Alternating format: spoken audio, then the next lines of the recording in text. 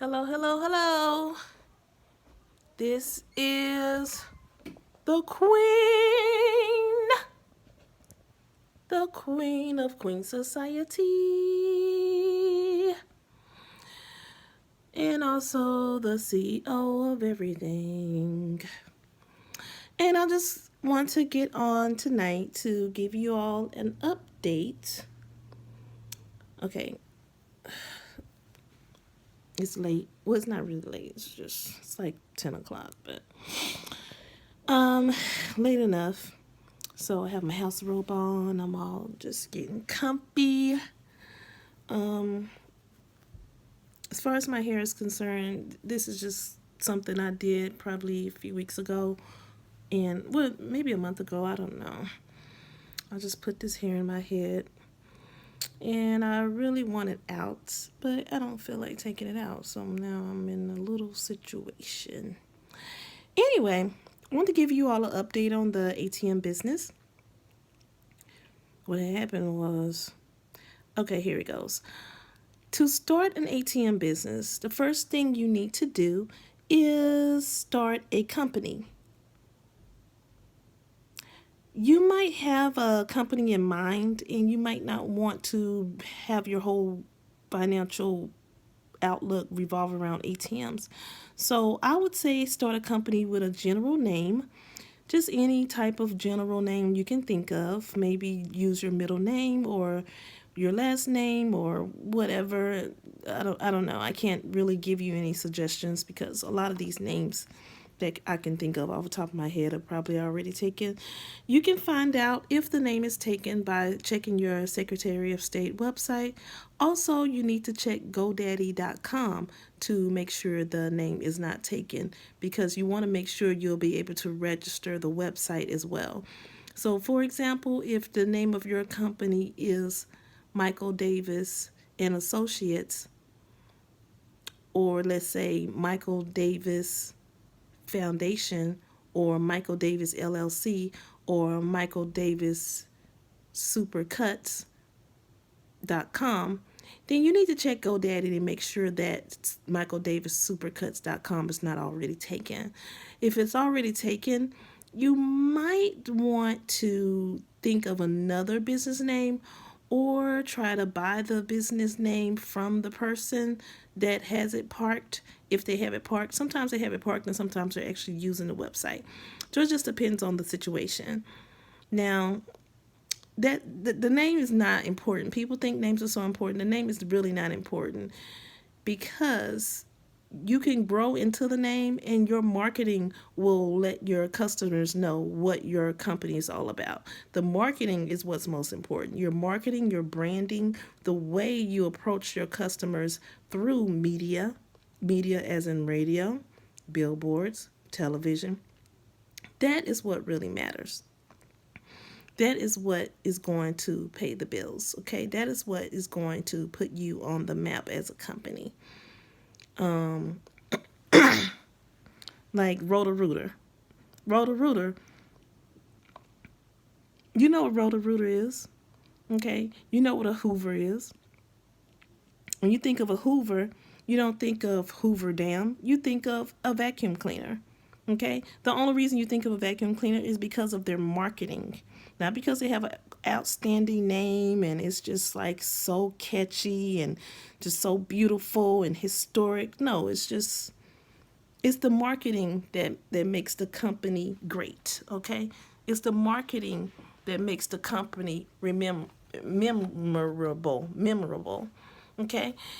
Now, after you get your business started, you need to open a business. After you register your business with the Secretary of State or Rocket Lawyer, you can use rocketlawyer.com or you can use Legal Zoom or any of those legal sites. Secretary of State might be your best bet. They might take a little longer than Rocket Lawyer, but hey, you have time. I'm thinking you have time. Unless you have something you want to tell me. But yeah, you have time. It's not a big rush. Just make sure you get all of that set up and then open your business bank account as soon as possible. Because after 2 years of good standing with a good business checking account, you will qualify for business loans. And you might want to take out a few business loans in order to have more funding to grow your business. Anywho, when it comes to the ATM business, you need to pick a great location.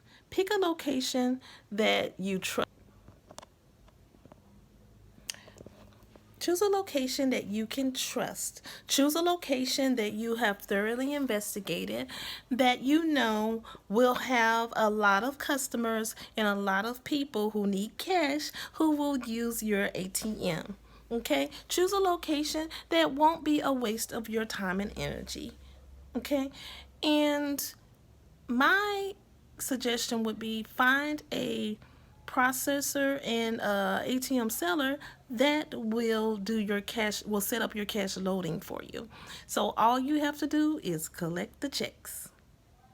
Well, you do have to make sure that the owner is available for the technician so he can get to the machine. The owner has to open the door, of course. The owner's not going to give you a key to his business. So your business, so your machine will be locked inside of his business. So that is a big that's a big risk. But that's why I said choose a location, choose a business that you can trust, choose a person that you can trust, a business owner that you can trust before getting your ATM installed, okay? You call the company up, tell them where you want the ATM to go. They go and install the ATM in that particular business. Now, I had a pretty good run of it. I got it installed in, I think, March 2019 or February 2019. I don't even remember. I just know I got it installed around February. I think it was March. Yeah, I got it installed March 2019. And I was constantly making it was between 3 and 800. It would fluctuate because sometimes the cash loaders, they would take a lot of money from my profits. If they went out to load the machine and they didn't have access due to the owner not being available to open the door, they would charge me a $50 no access fee. And I didn't like that very much. That company was Ocean ATM. Ocean ATM, they set me up with the cash loaders. You'll have different cash loaders for every city. So your cash loaders might not charge a $50 no access fee. But that's just something to consider when you're installing your ATM. Consider the fact that you don't know how things will go. So this is an investment risk. Okay? After about 6 months, I sold my ATM business. I started my complete installation, cash loading, all of that. It was $2,100 for the ATM machine, plus the locks that come with the ATM machine, plus the Wi-Fi and all of that. And then I consistently made between $300 and $700 depending on the fees. Now I can say an average of $400 a month is what I made. I mean, an average of $400 a month from the ATM. I made an average of $400 a month. Then after 6 months, I was able to sell the ATM for 5,500. I sold it for 5,500 through Facebook marketing. I basically sold it as a business in a box, meaning that you get the ATM, it's already installed in the location. I showed them the statements showing that I was making an average of $400 a month. Each month consistently, and the processor would deposit the $400 into my account. So that went great. But then the ATM owner, not the ATM owner, but the business owner, he got caught slipping basically. We found out that he had not been paying his rent, his lease. He had not been following his lease agreement, and that's one thing we have to really check next time we get a location. We have to really do our due diligence and make sure that the business owner is on time with his lease agreement on time with his payments, because if he's not on time, he could get thrown out at any day. And the owner of the location, the owner of the space, can put him out of business. He can put him out of that business, of that space, and he will not have his business, and you will not have your profits from the ATM. It's better to deal with somebody who actually owns the building, but that's very rare. Most business owners lease the space that they belong to. Most of them lease the space. So if you can find someone who actually owns the space, who owns the building itself, that would be great. That actually, I'm thinking, why don't I just buy a building? Hmm. Buy a building and lease it out. But people are so janky. They get into these spaces, they start these businesses, they're making all this money, and they don't even pay their lease. They don't even pay their rent. So I wouldn't put up with it. After about a month, I would put them out. I'll put them out just like the guy put this this game room guy out. I'll put him out because it's just stupid. You making all that money by having a business in my space, but you're not paying your rent. So yeah, the guy didn't pay his rent, so he got put out. So the person who owned the space locked our machine up into the space. So right now we're working on getting our machine out the space and getting it shipped into a different business. Okay, this business is way more thoroughly researched. Okay, way more thoroughly researched than the business that we had it in. So, moral of the story is thoroughly research the business that you're going to place your ATM in. Thoroughly research it. Make sure that everything is lined up, all bills are paid, everything is secure. Make sure that the business owner is legit, has good credit, good business credit. I don't even know how you're going to make sure of all those things. That's something that I will need to look into as far as like checking the business owner's credit. I'm not sure. I guess you could use LexisNexis. LexisNexis. Yeah, you could use LexisNexis.com to check the business owner's credit. I'm thinking you can, but I'll have to get back to you all on that. Either way, the ATM business is a great business. It is. I can't wait to get started in my next location, and I'm gonna buy another machine pretty soon. I'm gonna try to buy a machine at least once every 3 months. You know, I'm gonna. Well, at least once every 4 months, actually. Buy a machine once every 4 months and just keep buying them, keep buying them, keep buying them. Because the more locations you have, the less risk. It's just like if you rent houses. The more rental houses you have, the less risk. For example, if you have one rental house and that person gets sick, stops working, doesn't have the money to pay the rent, you're going to miss out on rent for that month or the next month until you put that person out and find another renter. But if you have 12 houses and one person misses doesn't pay rent, you still have 11 other people that you can depend on to pay rent, 11 other houses.